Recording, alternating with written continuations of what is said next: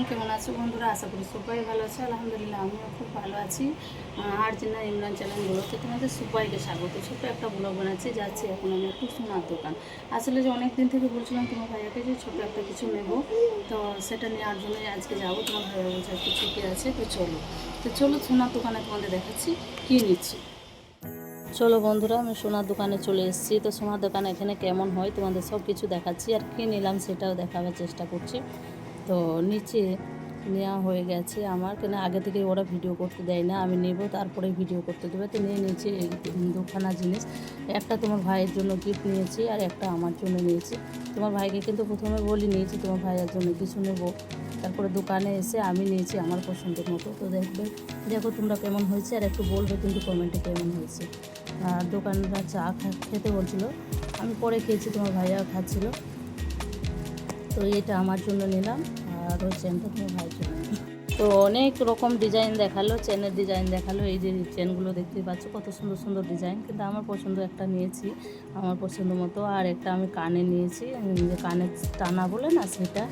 তো চেনগুলো খুব সুন্দর ছিল, মনে হচ্ছিলো কোনটা ছেড়ে কোনটা নেব, কোনটা ছেড়ে কোনটা নেব, খুব ভালো লাগছিলো। তো এইটাই পছন্দ করলাম লাস্ট পর্যন্ত, এটা পছন্দ করে নিয়েছি। কেমন হয়েছে সে অবশ্যই তোমরা কমেন্ট করে জানিও যে কেমন হয়েছে। তোমার ভাইয়া নিতেই চাইছিল না, সে আমার খুব জোরের পরে নিয়েছে, ও সোনা অত পছন্দ করে না তার জন্য। আর আমি টানা নিয়েছি। তো চলো তাহলে বাড়ি চলে এলাম। জুস খেয়েছি সেটা দেখানো হয়নি, মেয়েদের জন্য নিয়ে এসেছি সেটাই দেখলাম। তো বাড়িতে এসে অনেক কাজ আছে, তারপরে রান্না হয়নি এখনও পর্যন্ত, রান্না করব।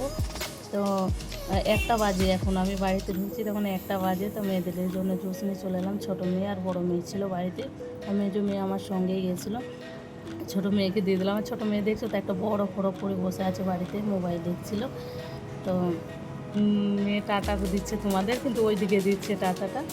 আর বড়ো মেয়ের জন্য এটা বড়ো মেয়েকে দিচ্ছি। চলো তাহলে আমার খাবার বানিয়ে নিয়েছি, সেটা দেখাতে পারিনি, কি রান্না করেছি সেটাই তোমাদের দেখাচ্ছি। তো রান্না করেছি আখনি, এখানে গুজরাটিরা আখনি বলে এটা। তো আর আমাদের ওখানে শুকনো খিচুড়ি বলে, খিচুড়ি সেটাই করেছি। একটু সালাদ নিয়েছি। আর এই যে দুধের মতো দেখতে পাচ্ছ সেটা হচ্ছে এখানে ছাঁচ বলে, যেটা দই দিয়ে হয় সেটাই। আমাদের দেশে দই পাওয়া যায়, কিন্তু এটা পাওয়া যায় না, কিন্তু আমাদের এখানে এটা পাওয়া যায়। তো তারপরে চলে এলাম ব্যাগ গুছাতে। ব্যাগগুলো ভাবলাম বসে থাকবো, তো লাইট চলছে তো কিছু ব্যাগ গুছিয়ে নিই।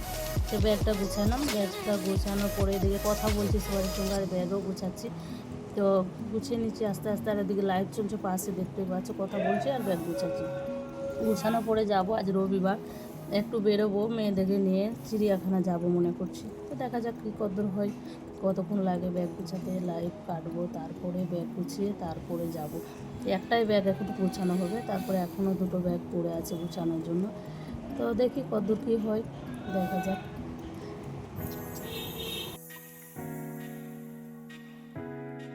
তো ব্যাগটা সম্পূর্ণ গোছানো হয়ে গেছে, কাপড়গুলো সব ধরলো না, এখনও কাপড় বাকি আছে, অন্য ব্যাগে ভরতে হবে মনে হচ্ছে। তো ব্যাগটা গোছানো শেষ হয়ে গেছে, এটা আমি বন্ধ করে রাখবো। তারপরে আরেকটা ব্যাগ দেখি কতটা গোছাতে পারি, সেটাই চেষ্টা করবো। আর মেয়েদের সব রেডি করে, এখনও রেডি করা বাকি আছে, রেডি করে যাব আমরা একটু চিড়িয়াখানা ঘুরতে বেরোবো, কারণ আজ রবিবার তো ঘুরতে যেতেই হবে। তো ব্যাগটা বন্ধ করে দিলাম।